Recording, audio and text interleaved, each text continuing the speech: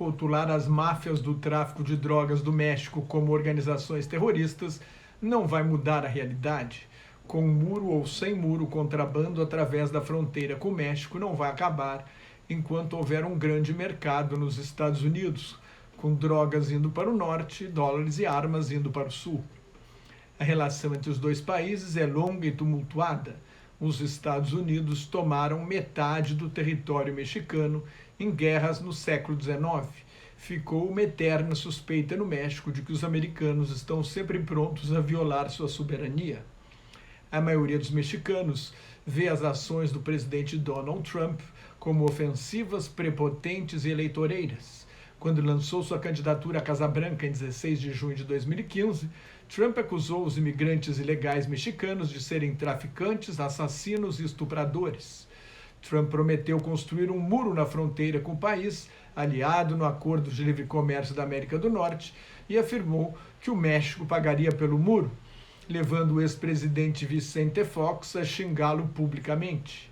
Assim, observa a empresa de consultoria e análise estratégica americana Stratfor, simplesmente rotular grandes gangues como o Cartel de Jalisco Nova Geração ou o Cartel de Sinaloa como organizações terroristas não vai ajudar a combater os pequenos grupos do crime organizado.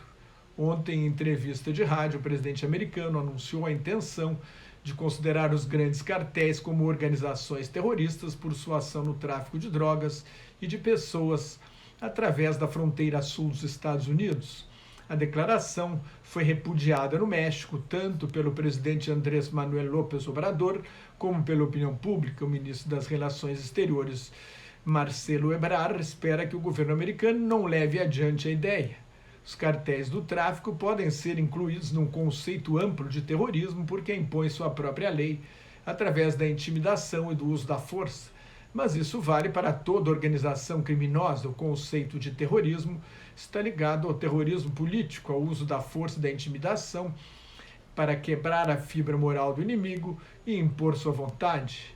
A situação do México é diferente da Colômbia dos anos 1990, quando Pablo Escobar e o cartel de Medellín foram declarados organizações terroristas.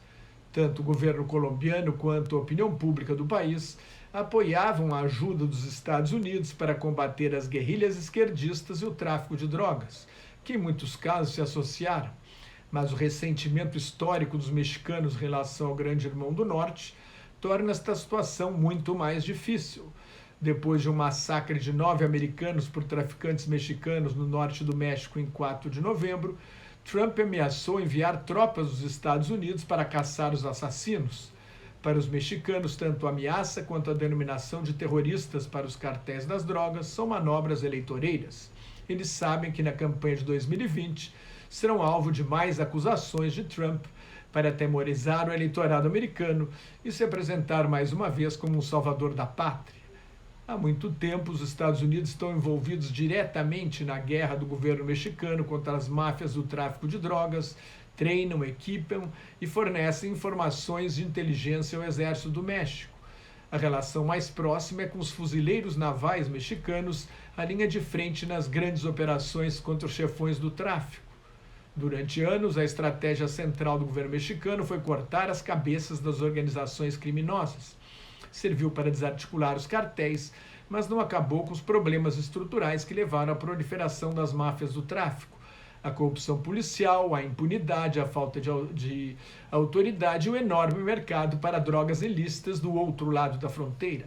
Mais de 200 mil pessoas morreram desde que a guerra contra as drogas foi declarada pelo então presidente Felipe Calderón em dezembro de 2006. O atual presidente, López Obrador, gostaria de voltar a tratar o tráfico como uma questão policial. A decisão de soltar o filho do traficante El Chapo para poupar vidas diante da reação violenta do cartel foi mais uma desmoralização para o Estado mexicano. Afinal, os cartéis agem dos dois lados da fronteira, distribuem drogas no mercado americano, mas têm uma atuação muito mais discreta, contida e totalmente clandestina nos Estados Unidos. Mais notas e comentários sobre política internacional no meu blog Globalização em Crise, que está em nelsonfrancojobim.blogspot.com, no meu Twitter e no Facebook.